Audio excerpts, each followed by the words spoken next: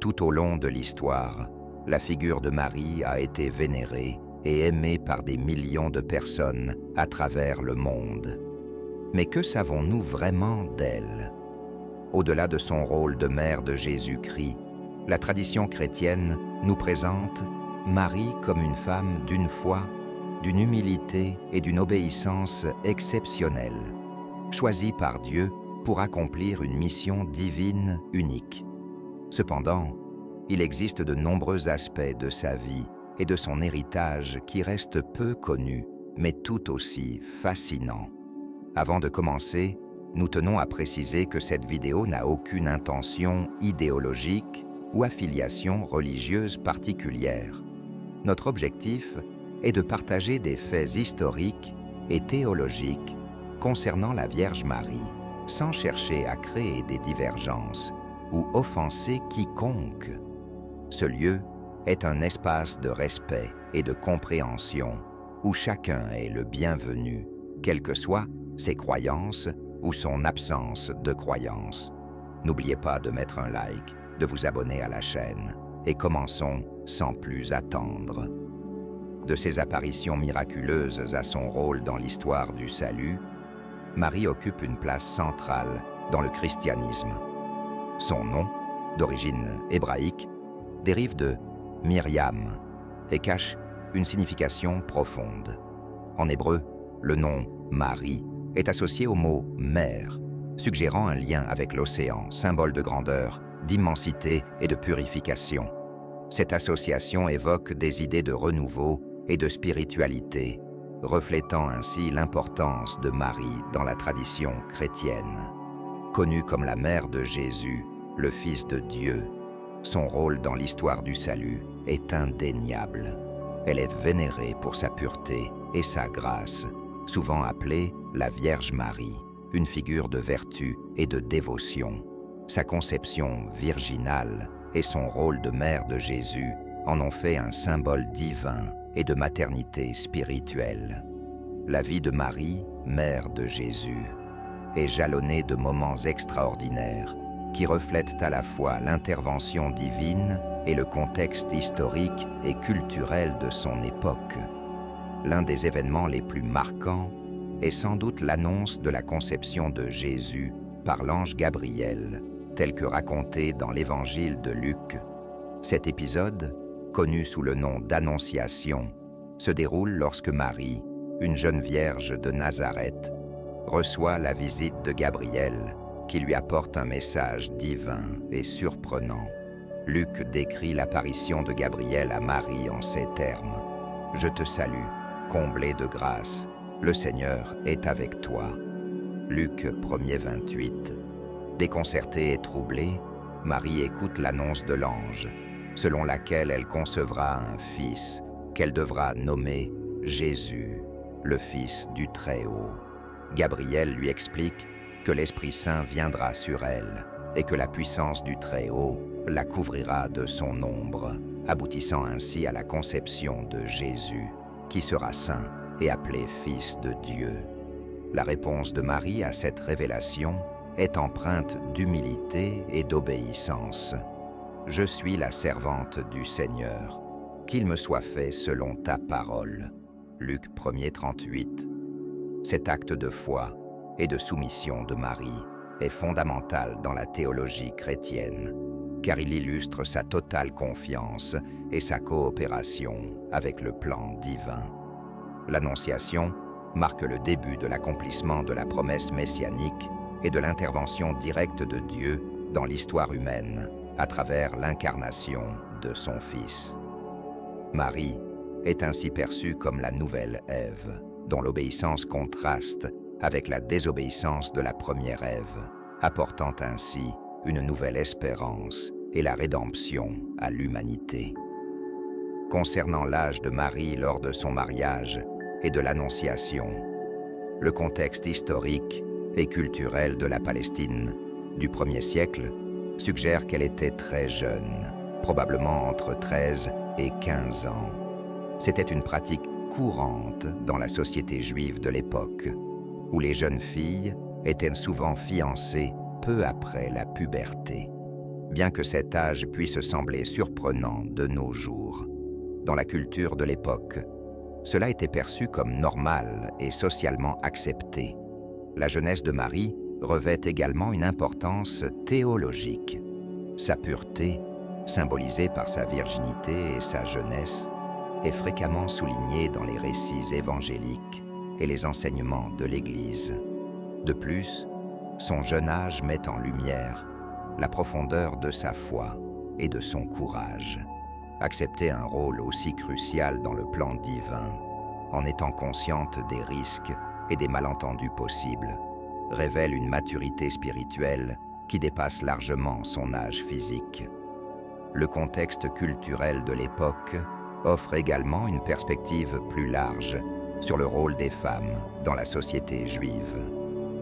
Bien que des restrictions aient été imposées aux femmes, l'histoire de Marie montre comment Dieu choisit et élève les humbles et les marginalisés pour accomplir ses desseins. Marie, une jeune femme issue d'un petit village, devient la mère de Dieu, un titre qui lui confère une position unique et exaltée dans la tradition chrétienne. Un autre passage extrêmement important concernant Marie se déroule lors de la crucifixion de son fils. L'évangile de Jean décrit cette scène avec une simplicité émouvante.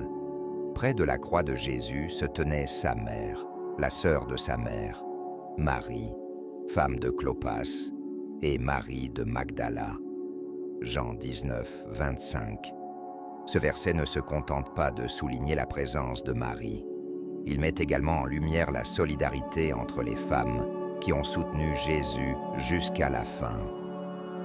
L'image de Marie au pied de la croix est un symbole puissant de fidélité et d'amour maternel, ajoutant une profondeur émotionnelle au récit de la passion du Christ.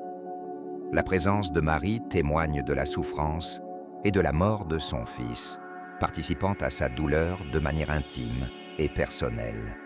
De nombreux théologiens considèrent cette participation comme une extension de son fiat, son oui, donné lors de l'Annonciation. Tout comme elle avait accepté son rôle de mère de Dieu avec foi et obéissance, elle accepte maintenant l'agonie de voir son fils sacrifié, manifestant ainsi une foi inébranlable, même dans les circonstances les plus sombres. De plus, la présence de Marie au pied de la croix est souvent interprétée comme un symbole de l'Église. Dans Jean 19, 26 à 27, Jésus, voyant sa mère et le disciple bien-aimé, dit à Marie, « Femme, voici ton fils », et aux disciples, « Voici ta mère ». Cet acte d'adoption mutuelle est perçu comme un moment de grande importance théologique, où Marie est donnée à l'humanité comme mère spirituelle. C'est l'un des fondements de la doctrine mariale, qui voit en Marie non seulement la mère de Jésus, mais aussi la mère de tous les chrétiens, rôle qu'elle continue d'assumer à travers son intercession et ses soins maternels. La crucifixion représente le point culminant du mystère de la rédemption, et la présence de Marie renforce les dimensions à la fois humaines et divines de cet événement. Elle ne fait pas seulement que témoigner de la rédemption de l'humanité, mais y participe d'une manière unique. Sa présence silencieuse au pied de la croix est un témoignage d'acceptation de la souffrance rédemptrice du Christ. Cette image de Marie souffrant aux côtés de Jésus résonne avec la prophétie de Siméon, qui avait annoncé qu'un glaive transpercerait son âme, Luc 2,35, indiquant ainsi les souffrances qu'elle endurerait dans le cadre de son rôle au sein du plan divin. Ce partage de la douleur entre la mère et le fils offre un modèle de foi et de résilience pour les chrétiens. Marie, en tant que mère des douleurs, devient un symbole de compassion et de force spirituelle, inspirant les fidèles à trouver un sens et une espérance, même dans les expériences les plus douloureuses. Un fait curieux à propos de ce passage concerne la figure de Marie de Clopas, mentionnée dans le Nouveau Testament. Dans l'évangile de Jean, il est dit que Marie de Clopas était présente au pied de la croix de Jésus. Près de la croix de Jésus se tenait sa mère, la sœur de sa mère, Marie, femme de Clopas, et Marie de Magdala. Jean 19, 25. Ce verset suggère une connexion familiale proche, mais l'interprétation exacte de cette relation demeure débattue parmi les spécialistes. La mention de Marie de Clopas comme étant la sœur de la mère de Jésus est un point d'intérêt majeur. Dans la culture juive de l'époque, le terme « sœur » pouvait désigner une grande variété de relations familiales, sans indiquer nécessairement une sœur de sang. Certains chercheurs pensent que Marie de Clopas pourrait être une cousine ou un autre parent proche de la Vierge Marie.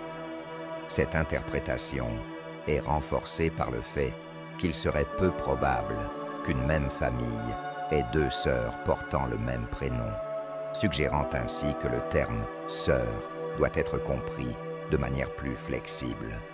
Le nom de Clopas apparaît également dans un autre passage du Nouveau Testament, dans Luc 24, 18, où Clopas est l'un des disciples qui rencontre Jésus sur la route d'Emmaüs après la résurrection. Cependant, le lien entre ce Clopas et le mari de Marie de Clopas n'est pas explicitement établi, laissant place à des spéculations supplémentaires. Diverses traditions ecclésiastiques tentent d'éclaircir cette relation. Une théorie populaire suggère que Clopas ou Cléopas pourrait être identifié à Alphée, mentionné dans les évangiles synoptiques comme le père de Jacques le Mineur, l'un des apôtres. Si cette identification est correcte, Marie de Clopas serait la mère de Jacques le Mineur et peut-être d'autres frères de Jésus mentionnés dans les évangiles, qui seraient en fait des cousins plutôt que des frères de sang. Cette discussion mène à une analyse plus approfondie des références bibliques.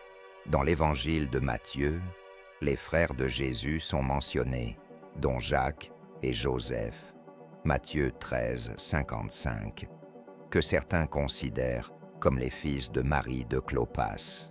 Cela créerait un lien indirect mais significatif entre Marie de Clopas et la Vierge Marie, les plaçant au sein d'une même structure familiale élargie. En examinant les références de bibliques, il apparaît que la figure de Marie de Clopas, bien que brièvement mentionnée, joue un rôle important dans la compréhension du réseau familial autour de Jésus. Elle apparaît comme une figure de soutien et de dévotion, présente lors des moments cruciaux de la vie de Jésus, tels que sa crucifixion. Cette proximité suggère un lien profond et significatif avec la famille de Jésus, renforçant ainsi l'image d'une communauté unie par la foi. En parlant de famille, il est essentiel de souligner comment la lignée de Marie et de Joseph, tous deux descendants de la maison de David, est devenue un élément crucial du récit biblique. Les généalogies de Jésus, détaillées dans les évangiles de Matthieu et de Luc, mettent en évidence l'importance de cette lignée davidique, considérée comme une condition nécessaire pour l'arrivée du Messie promis. Matthieu présente la généalogie de Jésus, en commençant par Abraham et en retraçant la lignée jusqu'à Joseph, le mari de Marie. Cette généalogie inclut des figures importantes, comme David et Salomon, soulignant le rôle de Joseph en tant que père légal de Jésus, et légitimant ainsi la revendication de Jésus au trône de David. Par Joseph, Jésus hérite des droits légaux et de la continuité de la maison de David, accomplissant ainsi les attentes des Écritures hébraïques qui annonçaient que le Messie viendrait de cette lignée royale. Matthieu insiste sur ce point dès le premier verset de son évangile. Généalogie de Jésus-Christ, fils de David, fils d'Abraham. Matthieu 1:1, établissant un lien direct avec les promesses faites à Abraham et à David. Luc, de son côté, propose une généalogie que de nombreux spécialistes interprète comme étant celle de Marie, débutant avec Adam et remontant jusqu'à Jésus.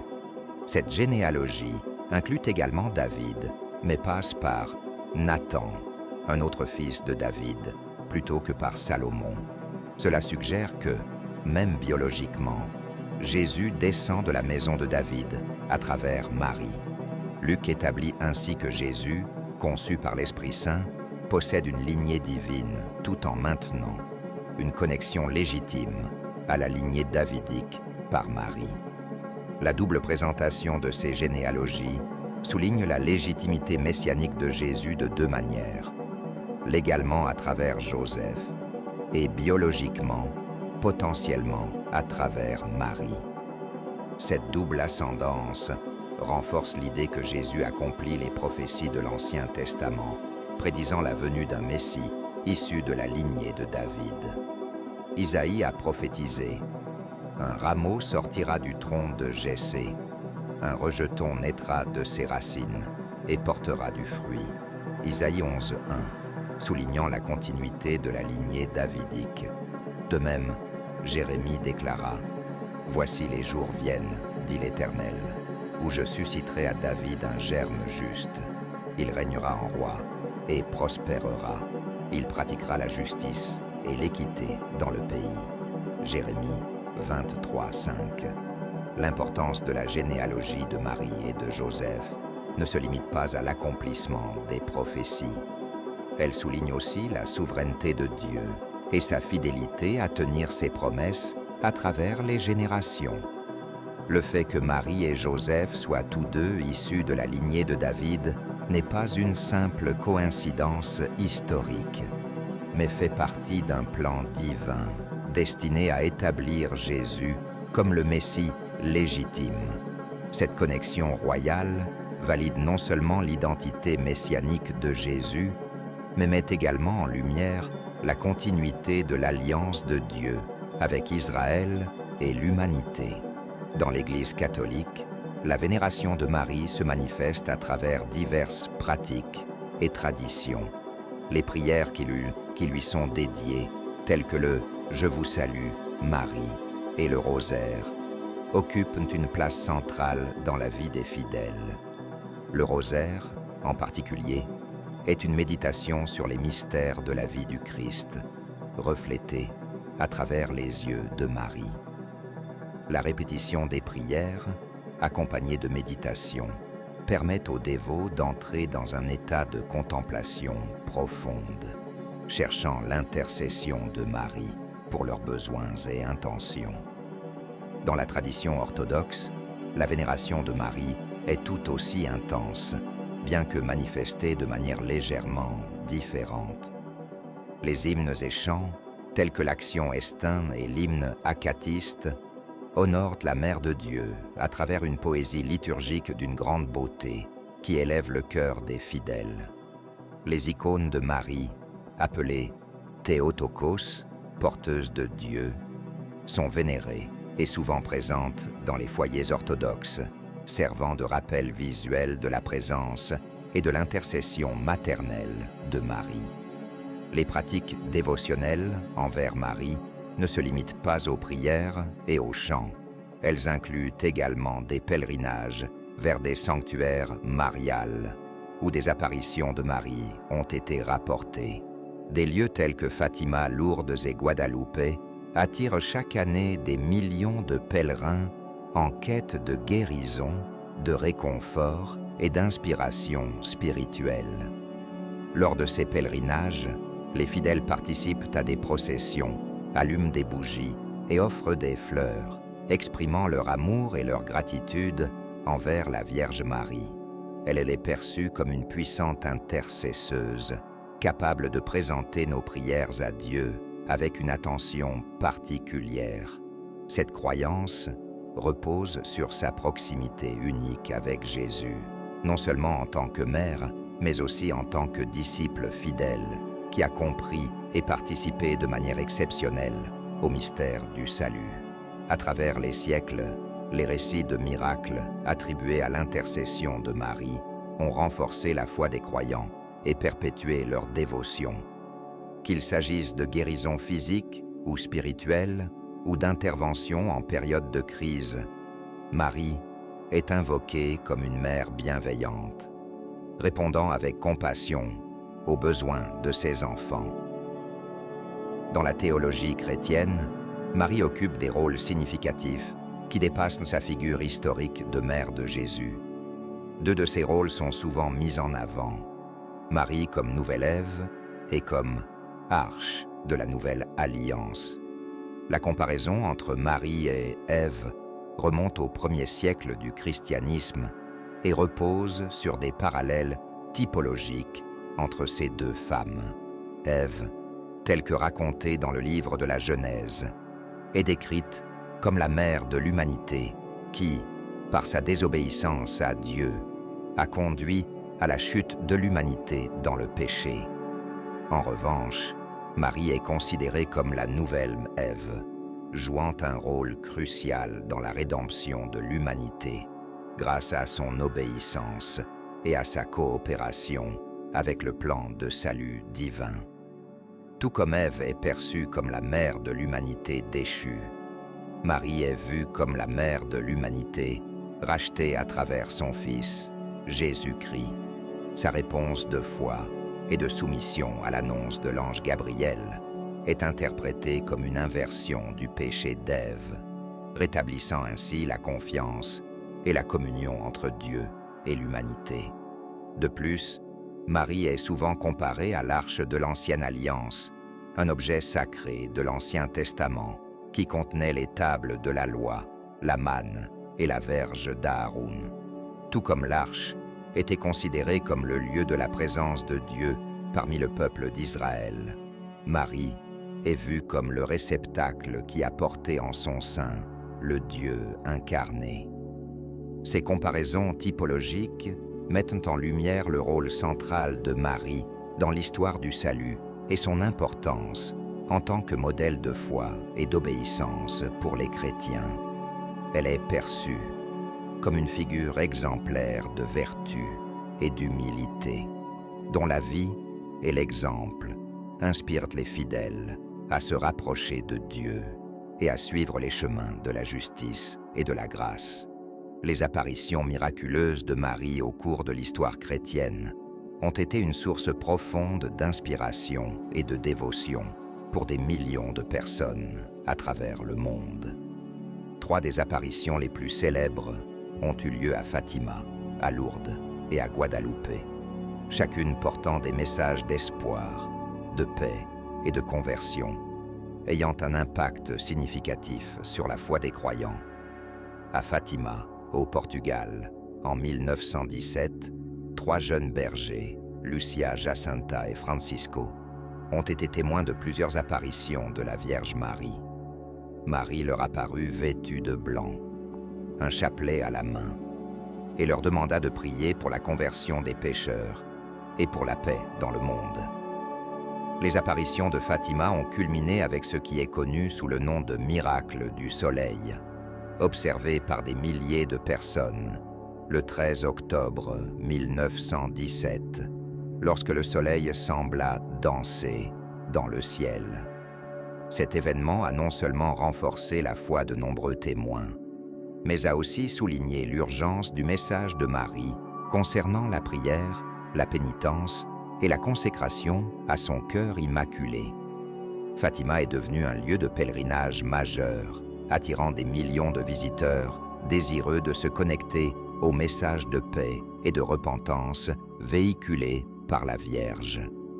À Lourdes, en France, en 1858, la jeune Bernadette Soubirous eut une série de visions d'une dame vêtue de blanc qui s'identifia comme étant l'Immaculée Conception. Lors de ces apparitions, Marie révéla une source d'eau aux propriétés curatives, et Lourdes est encore aujourd'hui renommée pour ses guérisons miraculeuses, soigneusement documentées et étudiées par l'Église. Les messages de Lourdes mettent l'accent sur l'importance de la prière et de la pénitence. Bernadette, malgré sa simplicité et son humilité, est devenue une figure centrale de la dévotion mariale. Et Lourdes un lieu où de nombreux fidèles cherchent une guérison physique et spirituelle, renouvelant ainsi leur foi dans les promesses divines. L'apparition de Notre-Dame de Guadalupe au Mexique en 1530 et à l'indigène Juan Diego est peut-être l'une des plus emblématiques et culturellement significatives. Marie apparut à Juan Diego sur la colline de Tepeyac, demandant qu'une église soit construite en son honneur. Comme preuve de son apparition, elle fit fleurir des roses en hiver et laissa son image miraculeusement imprimée sur le manteau de Juan Diego, ou tilma. Ce manteau est encore préservé et exposé à la basilique de Guadalupe, devenu l'un des plus grands lieux de pèlerinage au monde. L'image de Notre-Dame de Guadalupe est non seulement un symbole de foi, mais également une icône d'identité culturelle pour les peuples des Amériques. Son message d'amour, de compassion et de protection résonne toujours profondément parmi les croyants. Une autre apparition, qui mérite une attention particulière, se trouve dans la Bible. Dans le livre de l'Apocalypse, nous découvrons une figure énigmatique et symbolique, connue sous le nom de la femme céleste, décrite dans Apocalypse 12. Cette vision apocalyptique regorge d'images vives et significatives qui ont fait l'objet de diverses interprétations au cours de l'histoire chrétienne. La femme céleste est décrite comme une figure majestueuse revêtue du soleil, avec la lune sous ses pieds et portant une couronne de 12 étoiles sur la tête. Cette description symbolique a été interprétée de différentes manières, chaque tradition théologique mettant en lumière des aspects spécifiques de cette figure. Certains interprètes voient en la femme céleste une représentation symbolique de l'Église, le corps des croyants rachetés par le Christ. Dans cette interprétation, les vêtements de soleil, la lune sous ses pieds et les 12 étoiles symbolisent respectivement la gloire de l'Église, sa subordination au Christ et les 12 tribus d'Israël. Cette vision met en avant le rôle de l'Église dans l'histoire de la rédemption et son lien avec les promesses faites à Israël dans l'Ancien Testament. D'autres interprètent la femme céleste comme une représentation symbolique d'Israël, le peuple élu de Dieu. Selon cette interprétation, l'image de la femme reflète les promesses faites à Israël dans l'Ancien Testament et son rôle dans l'histoire du salut. Les 12 étoiles peuvent représenter les 12 tribus d'Israël, symbolisant ainsi la continuité entre le peuple de Dieu dans l'Ancien Testament et la communauté de foi dans le Nouveau Testament.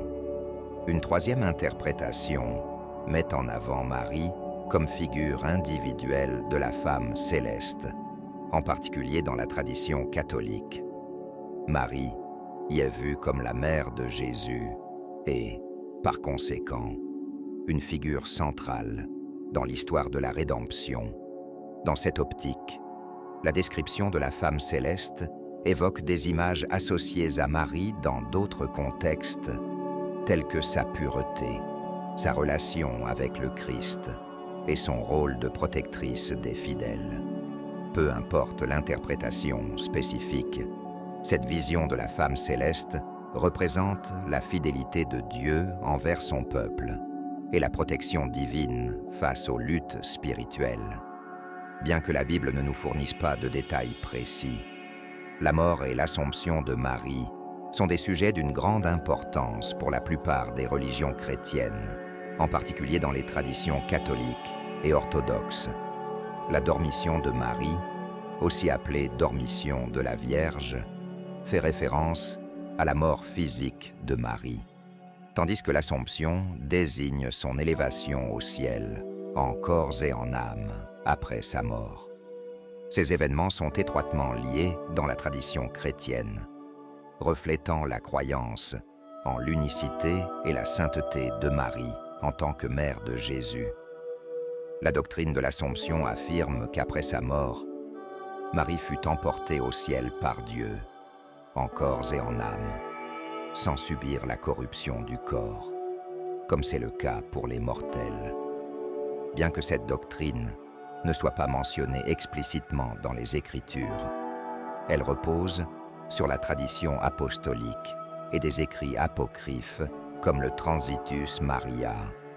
L'Assomption de Marie a été proclamée officiellement comme dogme de foi par l'Église catholique par le pape Pie XII en 1950, affirmant que la Vierge Marie, après avoir achevé sa vie terrestre, fut élevée dans la gloire céleste, corps et âme. Dans les traditions catholiques et orthodoxes, l'Assomption de Marie est célébrée avec une grande révérence et dévotion. Dans l'Église catholique, la fête de l'Assomption, également connue sous le nom de solennité de l'Assomption de la Vierge Marie, est célébrée chaque année le 15 août. C'est l'une des fêtes mariales les plus importantes du calendrier liturgique catholique, marquée par des messes spéciales, des processions et d'autres expressions de dévotion mariale. Les églises orthodoxes célèbrent également l'Assomption de Marie avec une grande solennité, bien que la date exacte de la fête puisse varier en fonction du calendrier liturgique propre à chaque tradition orthodoxe. La célébration de l'Assomption est non seulement une occasion d'honorer Marie en tant que Mère de Dieu, mais aussi de réfléchir à sa vie et à son rôle dans l'histoire du salut. L'Assomption de Marie est perçue comme un signe de sa sainteté et de son union intime avec le Christ. Elle est considérée comme la première parmi les saints, celle qui fut élevée au ciel, en corps et en âme, préfigurant la résurrection et la vie éternelle promise à tous les fidèles. La doctrine de l'Assomption met également en lumière la dignité et la valeur du corps humain, rappelant que le corps n'est pas simplement une prison pour l'âme, mais une partie intégrante de la personne humaine, destinée à la résurrection et à la gloire éternelle. En élevant Marie au ciel, en corps et en âme, Dieu non seulement honore sa mère terrestre, mais anticipe et préfigure la résurrection finale de tous les croyants à la fin des temps. L'héritage de Marie dans la foi chrétienne est indéniablement durable et profond. En tant que mère de Jésus-Christ, elle incarne des vertus telles que la foi, l'humilité, l'obéissance et l'amour inconditionnel, servant d'inspiration pour des générations de croyants. Les titres donnés à Marie reflètent son intercession maternelle et ses soins. Elle est appelée Notre-Dame du Perpétuel Secours, Reine de la Paix, Mère de Miséricorde, et bien d'autres encore, chacun soulignant un aspect de son intercession et de son attention pour l'humanité. Le parcours de Marie est une source infinie d'inspiration. Du moment de l'Annonciation par l'archange Gabriel, à sa présence au pied de la croix et à son Assomption au ciel, elle a affronté des défis extraordinaires avec courage, confiance et soumission à la volonté de Dieu. Sa foi inébranlable et son abandon total au plan divin sont des exemples éclatants de la manière de vivre une vie d'amour et de service à Dieu et aux autres. Marie nous rappelle l'importance de faire confiance à la providence divine, même dans les circonstances les plus difficiles, et de chercher la réconciliation et la paix dans toutes nos relations. Puissions-nous suivre l'exemple de Marie, en ouvrant nos cœurs pour recevoir le divin et en vivant avec compassion et amour dans chaque aspect de notre vie. Si ce message vous a inspiré et que vous souhaitez vous réconcilier avec notre Sauveur Jésus-Christ, je vous invite à faire une réflexion sincère dans votre cœur et à décider de l'accepter comme votre unique et suffisant Seigneur et Sauveur, que ce soit le début d'un nouveau chemin de foi et d'espérance dans votre vie. J'espère que vous avez apprécié cette vidéo. N'hésitez pas à laisser un commentaire avec vos impressions, à nous donner un like et à cliquer sur l'une des 2 vidéos qui apparaîtront pour continuer à regarder. Meilleurs vœux et que Dieu soit avec vous.